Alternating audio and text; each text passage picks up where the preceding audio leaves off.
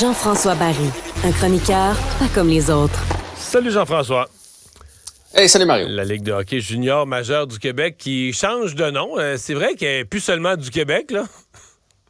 Ouais, ça va devenir là, faut pas que je me trompe parce que ça garde les mêmes initiales. Donc, la Ligue de hockey junior maritime Québec. Dans le fond, on a enlevé le majeur pour le remplacer par maritime. Ce qu'il faut savoir, c'est qu'il y a 6 équipes sur 18. Fait que c'est encore la LHJMQ. Exactement. La seule petite différence, c'est qu'on a créé un logo en anglais. Donc, tu sais, le patin qu'on était habitué de voir, mais là, il y a le patin à version anglaise qui commence par le Q, puis qui s'en va vers le L, parce que c'est comme ça qu'il prononce en anglais. Je te dirais, je pensais pas que ça allait faire réagir autant que ça. Ça fait quand même réagir beaucoup les gens. Les gens comparent avec l'Ontario. Il y a 3 équipes américaines dans la Ligue de l'Ontario. On n'a pas changé le nom pour ça. Il y en a plusieurs qui parlent de l'histoire. Tu sais, ça fait des années. Mario Lemieux, Guy Lafleur, ça veut dire qu'ils ont joué dans une ligue qui n'existe plus jusqu'à un certain point. Tu sais. Bon, moi, je suis pas de cet avis-là. Moi, je pense que ce qui nous fâche là-dedans, c'est de réaliser que des maritimes, ça pogne plus qu'ici. On va se dire les vraies affaires, là. Pour, tu sais, Moncton, l'amphithéâtre là-bas, Halifax, l'amphithéâtre là-bas, les foules dans les maritimes, c'est très, très populaire là-bas. Tu sais, ici, là, c'est quand... Bon, il y a à Gatineau qui ont construit un nouvel amphithéâtre. Sinon, les amphithéâtres, c'est désuet.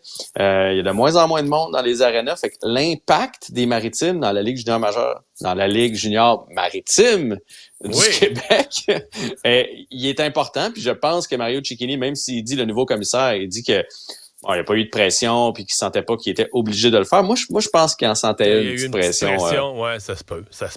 Les 6 propriétaires là-bas, là, à mon avis, ils mettaient un petit peu de pression. Non, mais ils sont rendus importants écoute, ils existent, là, ils sont rendus importants dans la Ligue. Défaite du Canadien hier, qui a eu, le Canadien, 2 cadeaux. Là. Une punition de Pittsburgh, il restait 2-3 minutes à jouer. Une autre en prolongation. Dans les 2 cas, pas vraiment de grosses chances de marquer. Ça a été infiniment décevant hier.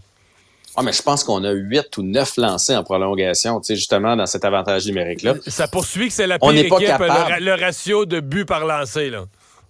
On en revient à ce qu'on discutait cette semaine. Donc, il faut qu'ils lancent 2 fois plus que les autres équipes pour réussir à mettre des rondelles dans le fond du filet. Il y a bien trop de joueurs en léthargie dans cette formation-là. Là. Ça n'a pas de bon sens. On parlait de Cole, puis aujourd'hui, les gens sont revenus sur Josh Anderson. Josh Anderson qu'on a vu prendre des lancers toute la pratique, qui a dit que c'était lourd. Là. Il a dit c'est lourd ici, c'est lourd dans le vestiaire, c'est lourd. Je ramène ça, ces problèmes-là à la maison. Lui, à chaque match, il y a un but vide. À chaque match, il y a un retour qu'il pourrait prendre, qu'il y a le but vide, puis il lance pas dedans. C'est épouvantable.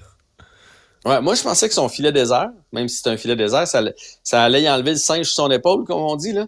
Mais ça n'a rien changé. Et quand je l'ai vu hier en tir de barrage, je me suis dit, pauvre gars. Pauvre gars! il va faire perdre le Canadien. Puis comme de fait, c'est ce lancer-là qui a été le lancer déterminant finalement parce que Pittsburgh a marqué tout de suite après. Merci Jean-François. À demain. Salut Mario.